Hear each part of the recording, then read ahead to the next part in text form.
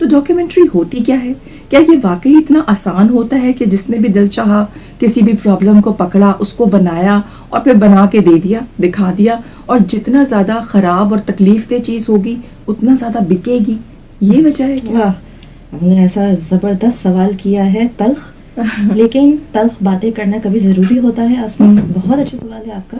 ہم تلخ باتوں کا جواب نرمی سے دینے کی کوشش کریں تو تلخی کم ہو جاتا ہے. اٹس اے میتھ کہ جو فلم نہیں بنا سکتا وہ سب سے آسان ہے ڈاکیومنٹری بنانا. ایسا نہیں ہے.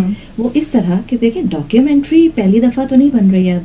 1922 میں شروع ہوئی تھی. اس وقت اس کو نان فکشن نیریٹو فلم کہا جاتا تھا. 1926 میں پہلی دفعہ یہ ٹرم ڈاکیومنٹری کوئن ہوئی. اتنے بڑے بڑے لوگ اتنی بڑی بڑی ڈاکیومنٹریاں بنا رہے ہیں. میں تو کچھ نہیں ہوں، تو یہاں پر بس سمجھیں کہ ہم انفنٹس ہیں، سیکھنے کی لگن ہے تو کوشش ہے.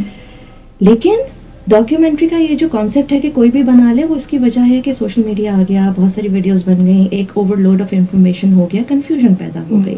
اچھی بات ہے کہ اس کو کلیئر کیا جائے.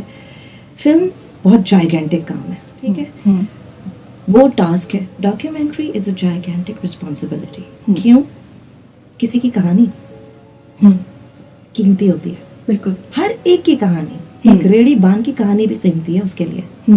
جب وہ آپ کو اپنی کہانی سناتا ہے تو وہ آپ کو ایک تحفہ دے رہا ہے. بالکل اس تحفے کو عزت سے گریسفل ریسیو کر کے آپ کو آگے تک پہنچانا ہے. لیکن آسما، آپ نے کہا کہ درد اور گند ہی بکتا ہے. ایک طریقے سے یہ ایک تلخ حقیقت ہے لیکن سچ نہیں ہے. سچ اور سچائی میں فرق ہوتا ہے. اب آپ اس کو انکمپلیٹ بیچیں ایز اے درد تو ٹھیک ہے، آپ نے اپنا مفاد دیکھا یا اس درد کو اجاگر کیا، ہو سکتا ہے آپ کی نیت ٹھیک ہو. میری یہ جو کاوش ہے یا سوچ ہے وہ یہ ہے کہ درد کو، ہر ایک کا درد جو ہے را ہوتا ہے. ڈاکیومنٹری فلم میکر کی رسپانسبلٹی یہ ہوتی ہے یا اسٹوری ٹیلر کی کہ وہ اس درد کو بڑے طریقے سے گفٹ ریپ کرے اور اس درد کو اس طرح پیش کرے کہ آپ درد نہیں بیچ رہے. اس درد کے پیچھے کی جو اسٹرگل ہے، اپنی اسٹوری کسی کو بتانا، یہ بہت بڑی بات ہے. وہ آپ دنیا تک پہنچا رہے ہیں. یہ میری ذمہ داری ہے کہ میں اس کو کس طرح گفٹ ریپ کر کے اس اسٹوری کا سیکوینس دے رہی ہوں. اس کے ایونٹس ایسے نہیں ہوئے ہوں گے جس طرح سے میں پیش کر رہی ہوں، لیکن ایونٹس ہوئے ہیں.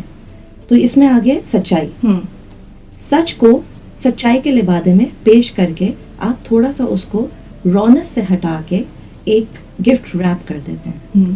اور دوسری بات یہ کہ پرابلم، ایشو، سنسنی، ہاں یہ بکتا ہے، یہ دنیا کا نظام ہے. لیکن آپ کی سٹوری میں اتنا پاور ہونا چاہیے کہ آپ نے درد کا اور اس کے اندر ایک لیسن کا اور مورل آف دا سٹوری کیسے رکھا ہے.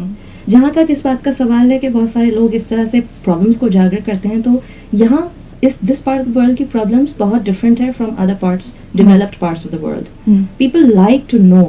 لیکن وہ جو پرابلم اجاگر ہوتا ہے اور ڈاکیومنٹریز بنتی ہیں، تو ہو سکتا ہے کہ اس پرابلم کے اندر کوئی ایسی انٹینشن ہو اور اسی پرابلم میں سے لوگ مورل ڈھونڈنا. یہ leave it to viewers imagination والی بات ہوتی ہے. ضروری نہیں ہے کہ ڈاکیومنٹری فلم میکر کی انٹینشن غلط ہو. ایک زمانہ تھا جب لوگ ڈاکیومنٹری دیکھتے تھے، اب وہ آہستہ آہستہ لوگ چھٹتے جا رہے ہیں. میرا کانٹینٹ سے جو ہے اور اس کی صحیح پبلسٹی سے یہ چیز واپس آ سکتی ہے. کہانی کا کوئی فائدہ نہیں جب تک سننے والا نہ ہو.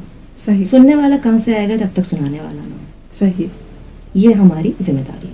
ٹھیک ہے. اور فلم یہ ہوتی ہے کہ فلم از انٹرٹینمنٹ، اس کی بھی ضرورت ہے.